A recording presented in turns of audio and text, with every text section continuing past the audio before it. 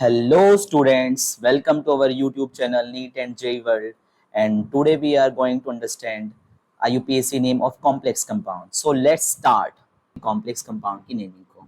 As you know, complex compound is basically a complex salt, and as you know, when we write salt, so positive part naming first. When we write general salt like NaCl, so we write naming positive part first. Sodium chloride. Just like that, in complex salt, we naming positive part first. Example, K4FeCN का whole 6. तो इसमें जो positive part होगा, ये वाला positive part होगा जिसे बोलेंगे काउंटर आयन, और जो कोऑर्डिनेशन जो कि ब्रैकेट के अंदर होता है उसे क्या बोलते हैं? Coordination sphere. जो ब्रैकेट के अंदर होता है उसे क्या बोलते हैं? Coordination sphere. तो कोऑर्डिनेशन स्फीयर यहाँ पर कैसा है? नेगेटिव चार्ज में है, ये सॉरी नेगेटिव पार्ट में है ना. और यहाँ पर ये जो काउंटर आयन है, ये काउंटर आयन कैसा है? पॉजिटिव पार्ट में. तो हम पहले किसकी काउंटर आयन की नेमिंग करेंगे, क्योंकि यहाँ पर काउंटर आयन कैसा है? पॉजिटिव पार्ट में. तो हम पहले किसकी नेमिंग करेंगे? पॉजिटिव पार्ट की. तो यहाँ पर क्या लिखेंगे? Potassium. Potassium as it is लिख देंगे. ठीक है.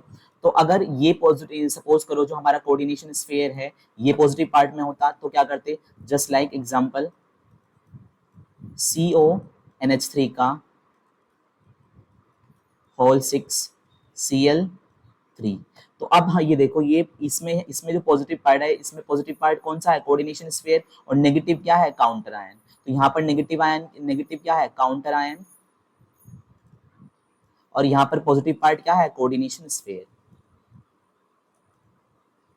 Coordination sphere.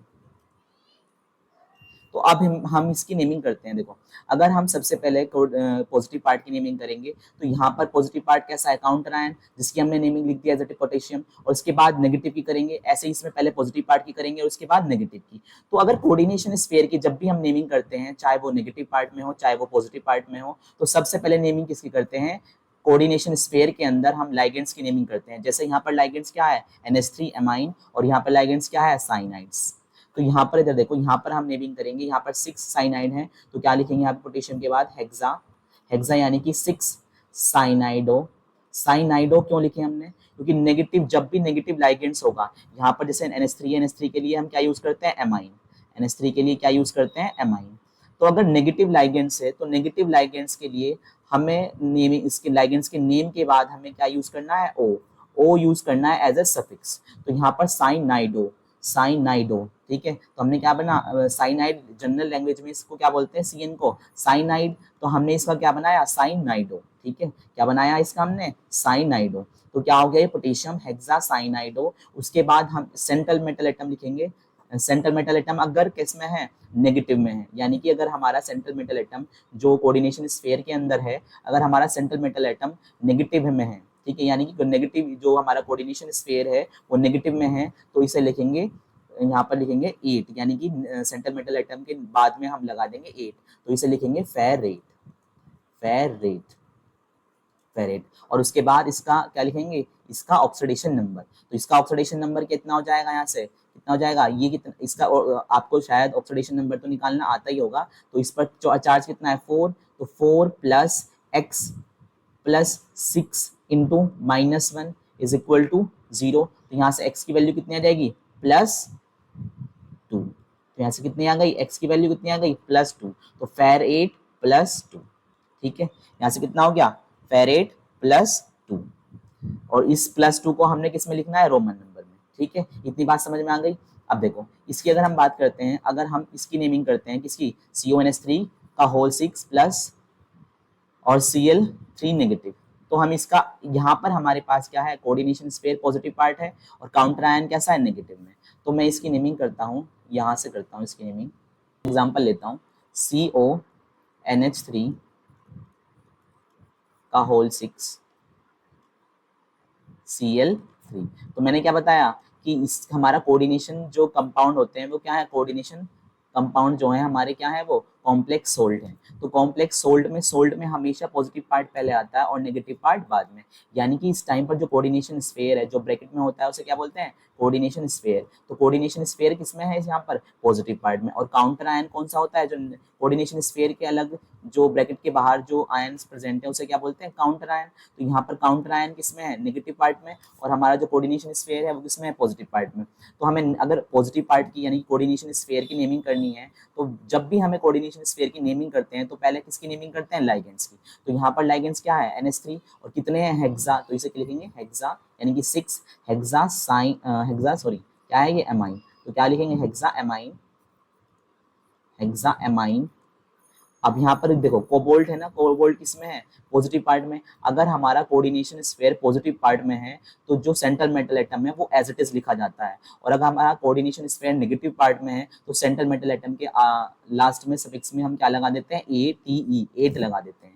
यानी कि क्या लगा देते हैं, 8, जैसे हमने लास्ट एग्जाम्पल में किया। तो यहाँ पर क्या हो जाएगा, ये हेक्सा एमाइन कोबाल्ट। कोबाल्ट के बाद जो हमारा इसके ऊपर कोऑर्डिनेशन नंबर आएगा, सॉरी ऑक्सीडेशन नंबर आएगा, क्या आएगा इसके ऊपर, ऑक्सीडेशन नंबर। उस ऑक्सीडेशन नंबर को हम यहाँ पर रोमन नंबर में लिख देंगे, और कितना आ जाएगा यहाँ से 3। तो कितना हो जाएगा ये 3 रोमन नंबर में लिख दिया हमने। अब ये जो Cl है इसे क्या लिखेंगे, क्लोराइड। क्या लिखेंगे इसको, क्लोराइड। ठीक है, ट्राइक्लोराइड में लिख देना, क्या लिखेंगे, ओनली क्लोराइड। ठीक है, तो इसका एग्जाम्पल तुम्हें समझ में आ गया होगा। तो हमें पहली चीज नेमिंग के टाइम पर क्या लिखनी है, नेमिंग टाइम में पॉजिटिव पार्ट, जितना भी पॉजिटिव पार्ट है, पॉजिटिव पार्ट की नेमिंग पहले करनी है, चाहे वो क्या है, काउंटर आयन है, चाहे वो क्या है, काउंटर आयन हो, चाहे वो लाइगेंड्स हो, सॉरी चाहे वो काउंटर आयन हो, चाहे वो कोऑर्डिनेशन स्फीयर हो। तो अगर कोऑर्डिनेशन स्फीयर है तो कोऑर्डिनेशन स्फीयर में नेमिंग किसकी करनी है, लाइगेंड्स की। और अगर पॉजिटिव पार्ट की अगर हम नेमिंग पहले कर रहे हैं और वो कोऑर्डिनेशन स्फीयर है तो लाइगेंड्स की नेमिंग करेंगे और सेंट्रल मेटल एटम को एज इट इज लिख देंगे। ठीक है, उसके बाद अगर फिर हम जैसे सपोज करो यहाँ पर एक एग्जांपल ले लेते हैं, दूसरा एग्जांपल।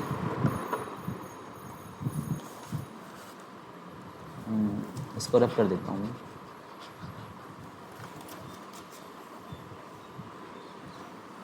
जैसे मैं इसी को लिख लेता हूँ,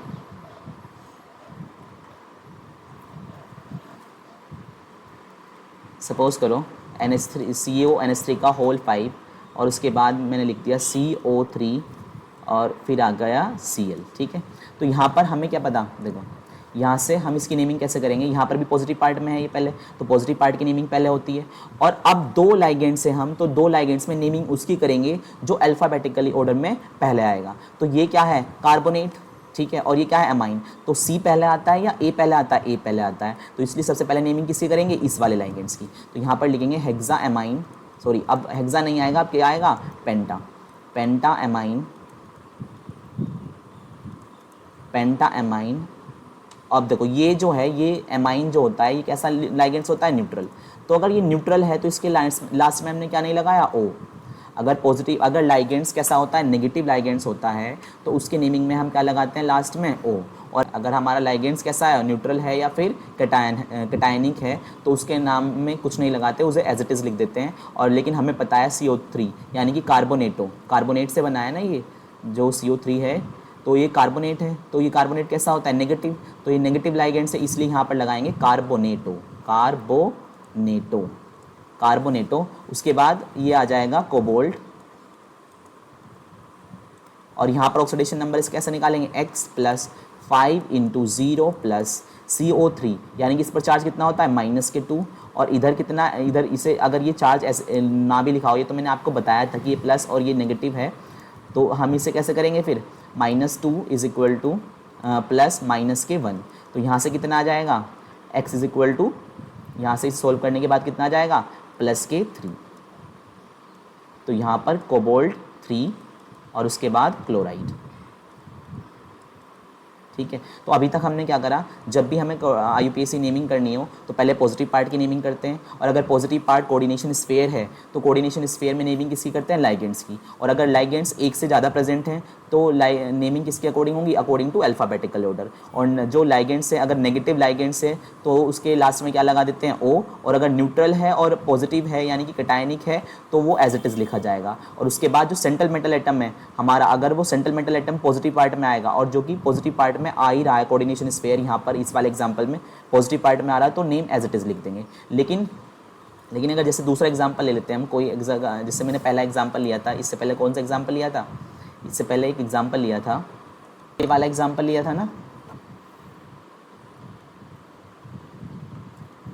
देखो जैसे ये वाला एग्जांपल लिया था, इस वाले एग्जांपल में क्या है, इस वाले में नेगेटिव है, तो नेगेटिव जैसे ये वाला जो है नेगेटिव है ना, ये वाला, इसमें ये जो पार्ट है ये नेगेटिव पार्ट में है, कोऑर्डिनेशन हमारा स्फीयर कैसा है, नेगेटिव पार्ट में। तो जब भी नेगेटिव पार्ट में कोऑर्डिनेशन स्फीयर आएगा तो सेंट्रल मेटल एटम के बाद में क्या लगा देना है, ATE, 8 लगा देना है। जैसे यहाँ पर क्या लगाया मैंने, फेरेट।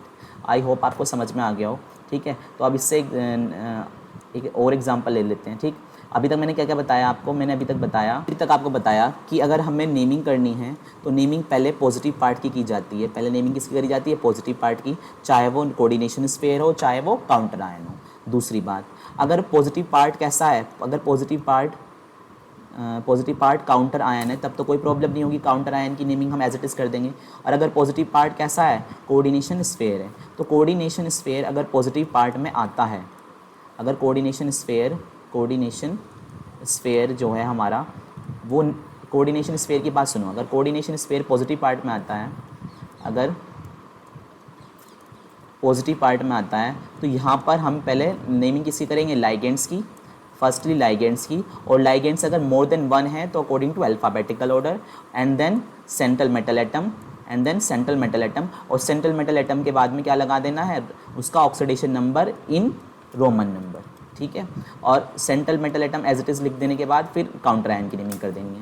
लेकिन अगर कोऑर्डिनेशन स्फीयर हमारा किस में है, नेगेटिव पार्ट में है, तो नेमिंग किसकी करनी है सबसे पहले, अगर कोऑर्डिनेशन स्फीयर नेमिंग किसकी करनी है, काउंटर आयन की। एंड देन उसके बाद हम जब कोऑर्डिनेशन स्फीयर की नेमिंग करेंगे तो लाइगेंड्स की नेमिंग करनी है, किसी की नेमिंग करनी है, लाइगेंड्स की नेमिंग करनी है। और लाइगेंड्स की नेमिंग करने के बाद हमें जो सेंट्रल मेटल एटम है, सेंट्रल मेटल एटम के बाद में हमें क्या लगा देना, ATE। जैसे कि अगर आयरन है, Fe प्रेजेंट है तो क्या लगा देंगे हम, फेरेट। और अगर CO प्रेजेंट है तो क्या लगा देंगे, कोबाल्टेट, ठीक है। और इस तरह से जैसे निकिल है तो क्या लगा देंगे, निकिलेट, ठीक है। इतनी बात समझ में आई। अब नेक्स्ट पॉइंट पे बात करते हैं। जैसे कि अगर लाइगेंड्स ऐसा हो जिनके नेमिंग के टाइम पर, जैसे ये एग्जांपल ले लेते हैं, NiCl2PPH3 का होल ट्वाइस। अब इसका नाम क्या है, इस जो ये लाइगेंड्स है इसका नाम होता है ट्राइफिनाइल फोस्फीन।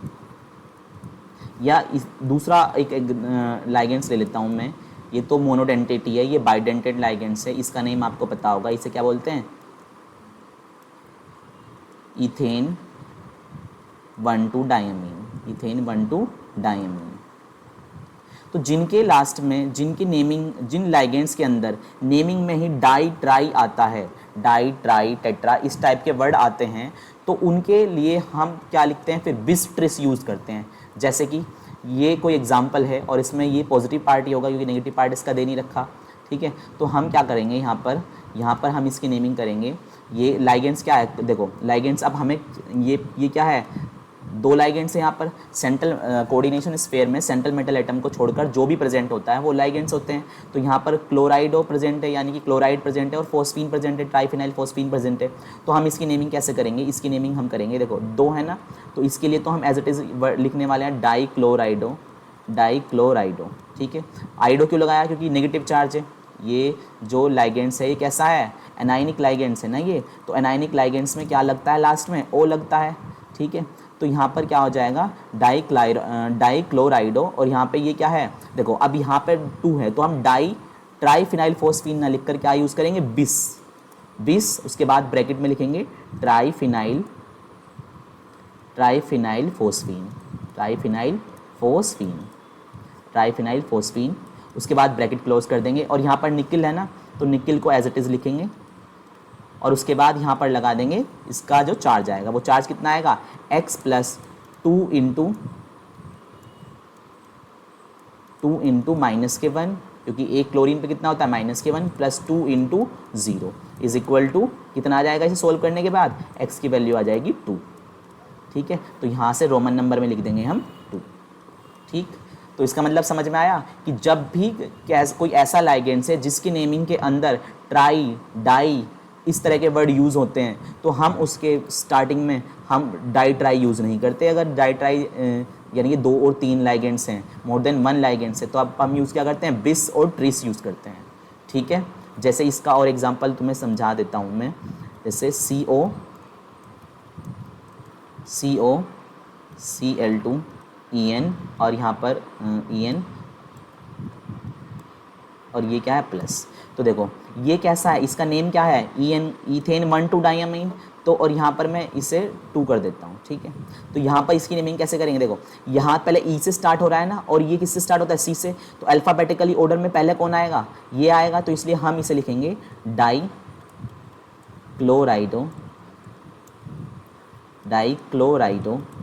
और ये कैसा है, नेगेटिव, ये कैसा है, एनायनिक लाइगेंड्स, और En कैसा होता है, न्यूट्रल। तो डाइक्लोराइडो बिस, उसके बाद लिखेंगे इथेन 1,2 डाइअमीन, इथेन 1,2 डाइअमीन, इथेन 1,2 डाइअमीन। और यहाँ पर क्या है, कोबाल्ट, और कोबाल्ट के बाद क्या लगा देना है, देखो पॉजिटिव पार्ट है ना, तो कोबाल्ट 8 नहीं आएगा, कोबाल्ट, और उसके बाद में हम लिख देते हैं रोमन नंबर में क्या लिख देंगे हम, इसका चार्ज। तो कितना आ जाएगा, x plus 2 into -1 is plus 2 into En पर कितना चार्ज होता है, 0। En कैसा है, neutral ligands, is equal to +1। तो यहाँ से x की वैल्यू कितनी आ जाएगी, +1, सॉरी कितनी आ जाएगी, +3। तो यहाँ से कितना हो जाएगा, ये यहाँ पर लिख देंगे हम +3। ठीक है, तो अभी तक हमने क्या पढ़ा कि फर्स्टली जब भी नेमिंग करनी है तो पॉजिटिव पार्ट की करनी है, चाहे वो कोऑर्डिनेशन स्फीयर हो चाहे वो काउंटर आयन हो। उसके बाद अगर पॉजिटिव पार्ट, अगर कोऑर्डिनेशन स्फीयर आ रहा है पॉजिटिव पार्ट में, तो कोऑर्डिनेशन स्फीयर में नेमिंग किसकी करनी है, पहले लाइगेंड्स की, और अगर लाइगेंड्स मोर देन 1 प्रेजेंट हैं तो अकॉर्डिंग टू अल्फ़ाबेटिकल ऑर्डर में करना है। ठीक है, उसके बाद सेंट्रल मेटल एटम को लिखना है और उसके बाद उसका रोमन नंबर में उसका चार्ज लिखना है। ठीक है, इतनी बात समझ में आ गई। अब दूसरी बात, अब यहाँ से दूसरे एग्जाम्पल लेते हैं। क्या एग्जाम्पल लेते हैं कि अगर कुछ कोऑर्डिनेशन कंपाउंड दोनों कोऑर्डिनेशन स्फीयर में दे रखे हैं, जैसे दिए रहते हैं ऐसे कि, जैसे कि मैं एग्जांपल ले लेता हूँ PTNH3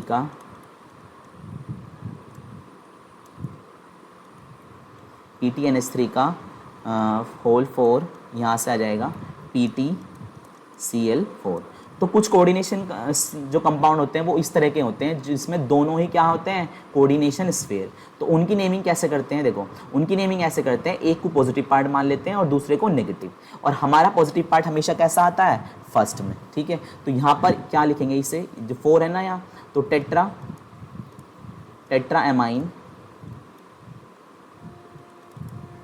एमाइन, ये प्लेटेनियम है, तो इसको एज इट इज़ लिख देंगे प्लेटेनियम, और कितना चार्ज आया, +1। तो कितना है, रोमन नंबर में +1 लिख दिया। अब करते हैं नेगेटिव की, तो यहाँ पर 4 है ना, तो 4 यानी कि टेट्राक्लोराइडो, उसके बाद आ जाएगा ये टेट्राक्लोराइडो के बाद। अब देखो ये नेगेटिव चार्ज में है ना, नेगेटिव, ये अब जब कोऑर्डिनेशन स्फीयर नेगेटिव चार्ज में होता है तो सेंट्रल मेटल एटम के बाद में क्या लग जाता है, 8। तो यहाँ से क्या हो जाएगा, प्लेटिनियम है ना ये, तो क्या लग जाएगा, प्लेटिनेट, और चार्ज कितना आया, ये देखो इसका चार्ज कितना आ जाएगा, x plus 4 into -1 is equal to -1। तो x की वैल्यू यहाँ से कितनी आ जाएगी, +3। कितनी आ जाएगी, +3। +3, तो यहाँ से कितना आ जाएगा, +3। ठीक है, आई होप आपको समझ में आ गया होगा। अब कुछ यहाँ से सारे क्वेश्चन हो जाते हैं। ठीक है, अब 2-4 क्वेश्चन कर लेते हैं, जैसे कि K4FeCN का होल 6। ठीक है, ये पहला एग्जाम्पल हो गया। दूसरा एग्जाम्पल हो जाएगा K2HgI4, ठीक है। और थर्ड एग्जाम्पल हो जाएगा हमारा CONH3 का होल 6Cl3। और फोर्थ ऑप्शन हो जाएगा हमारा PTNH3 का होल ट्वाइस Cl4। और 5 ऑप्शन है हमारा K3CONO2 का होल 6। देखो ये एग्जाम्पल है हमारे, ठीक है। तो यहाँ से हमें नेमिंग किसकी करनी है, पॉजिटिव पार्ट की। तो यहाँ से क्या हो जाएगा, पोटेशियम, पोटेशियम। उसके बाद पॉजिटिव पार्ट नेमिंग के बाद नेगेटिव पार्ट की जब हम नेमिंग करते हैं, और नेगेटिव पार्ट यहाँ पर क्या है, कोऑर्डिनेशन स्फीयर। तो उसकी नेमिंग किस में करते, जब भी हम कोऑर्डिनेशन स्फीयर की नेमिंग करते हैं तो पहले नेमिंग किसकी करते हैं, लाइगेंड्स की। और लाइगेंड्स यहाँ पर एक ही है, तो यहाँ पर क्या बोलेंगे, वैसे एक टाइप का लाइगेंड्स है तो क्या बोलेंगे यहाँ पर, हेक्सा साइनाइडो, हेक्सा साइनाइडो। और नेगेटिव लाइगेंड्स है ना, सॉरी नेगेटिव लाइगेंड्स है तो इसलिए ओ लगाया। और ये जो हमारा कोऑर्डिनेशन स्फीयर है, जब भी नेगेटिव पार्ट में आता है तो सेंट्रल मेटल एटम के लास्ट में क्या लग जाता है, 8। तो यहाँ पर क्या बोलेंगे, फेरेट, फेरेट। और उसके बाद यहाँ पर जो कितना आ जाएगा, चार्ज। यानी कि यहाँ से कितना होगा, 4 + x + 6 × -1 = 0। तो यहाँ से कितना आ जाएगा, x की वैल्यू कितना आएगी, +2। तो यहाँ पर चार्ज कितना आ जाएगा, +2। अभी इसमें और ये नेगेटिव पार्ट में आए तो यहाँ पर क्या लिखेंगे इसे, पोटेशियम, पोटेशियम। उसके बाद देखो नेगेटिव पार्ट में एक लाइगेंड सेंट्रल मेटल एटम को छोड़कर लाइगेंड्स कितने हैं, एक ही टाइप के हैं, और जो कि क्या है, आयोडीन। तो यहाँ पर आयोडीन जो है नेगेटिव लाइगेंड्स होता है, जो क्या होते हैं, जो हेलोजेंस होते हैं वो कैसे होते हैं, एनायनिक लाइगेंड्स। तो यहाँ पर लिखेंगे टेट्रा, पोटेशियम के बाद टेट्रा, और टेट्रा आयोडाइडो, आयोडाइडो।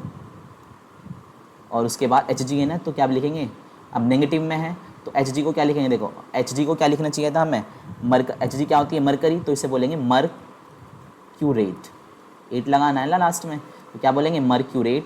और जो हमारा Hg पर जो चार्ज आएगा वो कितना आ जाएगा, 2 + x 4 × -1 = 0। तो x की वैल्यू कितनी हो जाएगी, +2। तो यहाँ पर चार्ज कितना आ जाएगा, +2, ठीक है। अब इसकी बात करते हैं, जैसे ये रहा। तो यहाँ पर इस टाइम पर जो कोऑर्डिनेशन स्फीयर है वो कैसा है, पॉजिटिव पार्ट में। और नेमिंग किसकी करनी है हमें, पहले लाइगेंड्स की। कोऑर्डिनेशन स्फीयर में नेमिंग किसकी करते हैं, पहले लाइगेंड्स की। तो यहाँ पर क्या बोलेंगे, हेक्सा,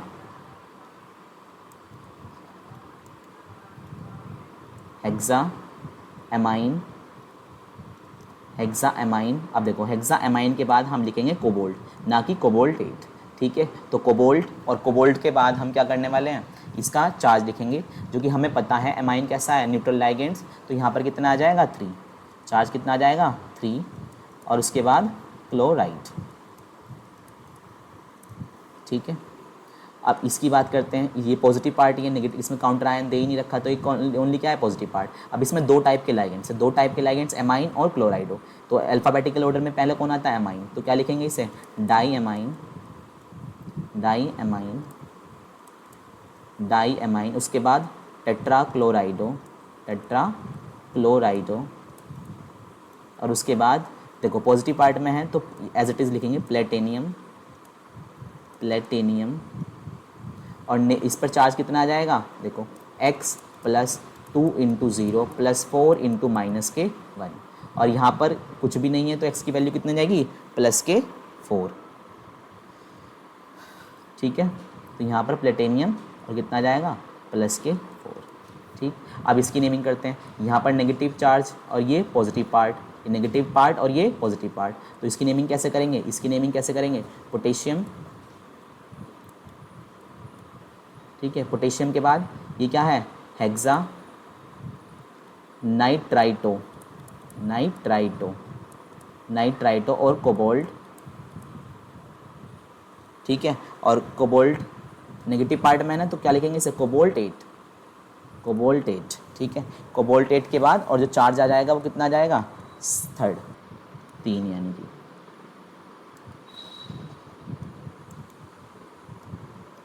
चार्ज कितना आ जाएगा, 3, ठीक है। आई होप आपको समझ में आ गए होंगे ये, ठीक है। अब देखो इसके कुछ नियम्स पढ़ा देता हूँ मैं। Like simple salt IUPAC nomenclature के रूल्स क्या क्या हैं। लाइक सिंपल सोल्ट, लाइक आप ये वीडियो को पॉज करके इनको कॉपी भी कर सकते हैं। Like simple salt positive part of the coordination compound naming is first, जैसे हमने किस में करी थी, K4FeCN का होल 6। तो इसमें अगर किसकी नेमिंग करनी है पहले, पोटेशियम की, तो पोटेशियम लिखा जाएगा। और अगर कोई दूसरा एग्जाम्पल होगा जैसे कि COCN का होल 6 और Cl2, तो यहाँ पर पॉजिटिव पार्ट की नेमिंग किसकी होगी, कोऑर्डिनेशन स्फीयर की। ठीक है। In the naming of the complex ion ligands are to be named before the naming of the central metal ion. जब भी हम कोऑर्डिनेशन स्फीयर की नेमिंग करते हैं या कॉम्प्लेक्स आयन की नेमिंग करते हैं, ये क्या है, कॉम्प्लेक्स आयन है ना, कोऑर्डिनेशन स्फीयर को क्या बोलते हैं, कॉम्प्लेक्स आयन। तो जब हम कॉम्प्लेक्स आयन की नेमिंग करते हैं तो कोऑर्डिनेशन स्फीयर की जब भी हम नेमिंग करते हैं तो उसमें नेमिंग किसकी करते हैं, पहले कोऑर्डिनेशन किसकी की नेमिंग करते हैं, लाइगेंड्स की। ठीक है। If the number of ligands are more than 1 then their presence is indicated by the prefix like di, tri और टेट्रा, जैसे कि हेक्सासाइनाइडो, हेक्सासाइनाइडो। ठीक है। तो इस तरह से वर्ड यूज़ करते हैं। लेकिन अगर पॉलीडेंटेट है, पॉलीडेंटेट का हो या जिन लाइगेंड्स के नेमिंग के अंदर क्या आ जाते हैं, बाई, ट्राई, इस तरह के वर्ड यूज़ आते हैं, डाई ट्राई यूज़ करते हैं, तो उसमें हम क्या यूज़ करते हैं, फिर ना हम डाई ट्राई यूज़ ना करके क्या यूज़ करते हैं, बिस, ट्रिस, इस तरह के वर्ड यूज़ करते हैं। ठीक है। अगर एक से ज़्यादा लाइगेंड्स प्रेजेंट हैं तो कॉम्प्लेक्स आयन के अंदर, तो हम जो नेमिंग करते हैं वो कैसे करते हैं, अल्फ़ाबेटिकली ऑर्डर में करते हैं। नेमिंग कैसे करते हैं, अल्फ़ाबेटिकली ऑर्डर में। ठीक है। अगला, अगर कॉम्प्लेक्स आयन हमारा न्यूट्रल है, यानी कि जो हमारा जैसे यहाँ पर कैसा है, पॉजिटिव पार्ट है ना, पॉजिटिव पार्ट कहो या न्यूट्रल कहो, तो हमारा जो सेंट्रल मेटल एटम है वो एज इट इज़ लिखा जाता है। लेकिन अगर नेगेटिव पार्ट में हो, जैसे यहाँ पर है, तो यहाँ पर सेंट्रल मेटल एटम के लास्ट में क्या लगा देंगे, 8। ठीक है। तो ये लिखा है इसमें। ठीक है। इसमें अगला पॉइंट है, after the naming of the central metal ion oxidation state of central metal is, उसके बाद सेंट्रल मेटल एटम के बाद जो हमारा ऑक्सीडेशन नंबर आता है, यानी कि चार्ज जो आता है सेंट्रल मेटल एटम पर, उसे रोमन नंबर में लिख देते हैं। किसमें लिख देते हैं, रोमन नंबर में। ठीक है, ब्रैकेट में। अगर कोऑर्डिनेशन नंबर 2 हैं, तो पहले को क्या मानेंगे, पॉजिटिव, और दूसरे को क्या बोलेंगे, नेगेटिव, यानी कि दोनों ही कोऑर्डिनेशन स्फीयर में हैं। तो पहले को पॉजिटिव मान के करेंगे और दूसरे को नेगेटिव में। और जैसे ये रूल्स हैं, same as it is rule apply होंगे इस पर। अगले कुछ कंपाउंड ऐसे होते हैं, जैसे कि if in a complex compound bridging ligand is present then prefix mu prefix, तो म्यू प्रीफिक्स हम यूज़ करते हैं। जैसे कि अगर मैं लिख कर दिखा देता हूँ। ठीक है। जैसे कि एक है, जैसे कि मैं यहाँ पर लिख रहा हूँ CO EN का होल ट्वाइस CO, और यहाँ से ब्रिज के से जुड़े हुए हैं लाइगेंड्स NH2, और यहाँ पर हो जाएगा OH। ठीक है। CO, उसके बाद EN का होल ट्वाइस, और ये किस में है, कोऑर्डिनेशन स्फीयर में, और यहाँ पर क्या आ जाएगा, SO4। ठीक। तो अब देखो कोऑर्डिनेशन स्फीयर हमारा कैसा है, पॉजिटिव पार्ट, कैसा है, पॉजिटिव पार्ट में, और ये किस में है, नेगेटिव पार्ट में। ये जो है हमारा नेगेटिव पार्ट में। ठीक है। तो हमें पहले पॉजिटिव पार्ट की नेमिंग करनी है। तो यहाँ पर क्या है, EN दो टाइप के हैं, और ये कैसे हैं, पॉलीडेंटेट टाइप के, यानी कि बाइडेंटेट होते हैं ना EN। तो यहाँ पे इसकी नेमिंग करते हैं हम। पहले नेमिंग करेंगे इसकी बिस के बाद इथाइलिन डायमीन या इथेन 1,2 डायमीन, इथाइलिन डायमीन। ठीक है। ठीक। उसके बाद कोबाल्ट है, तो हम लिखेंगे कोबाल्ट। ठीक, कोबाल्ट, और चार्ज लिखेंगे कोबाल्ट पर, चार्ज कितना आएगा, 3। ठीक है। उसके बाद म्यू, देखो म्यू एक बार एमाइन और एक बार OH, यानी कि हाइड्रोक्सो। ठीक है। तो म्यू NH2 है ना, तो इसे बोलेंगे म्यू एमाइडो, और उसके बाद म्यू हाइड्रोक्सो। ठीक है। अब हमने एक नेमिंग किसकी कर ली, पहले नेमिंग हमने कर ली इस वाले पार्ट की, किस वाले पार्ट की, ये जो पार्ट है, ये वाला जो पार्ट है हमारा पूरा का पूरा। ठीक है। अब इसकी नेमिंग करेंगे दोबारा से, देखो बिस इथाइलिन डायमीन कोबाल्ट, इसकी नेमिंग कर ली। तो नेमिंग इसमें ऐसे होती है, पहले नेमिंग इसकी करेंगे, फिर नेमिंग इसकी करेंगे, यानी कि फिर ब्रिजेस की करेंगे दोनों की, और उसके बाद इस पार्ट की। तो यहाँ से कितना आ जाएगा, कोबाल्ट बिस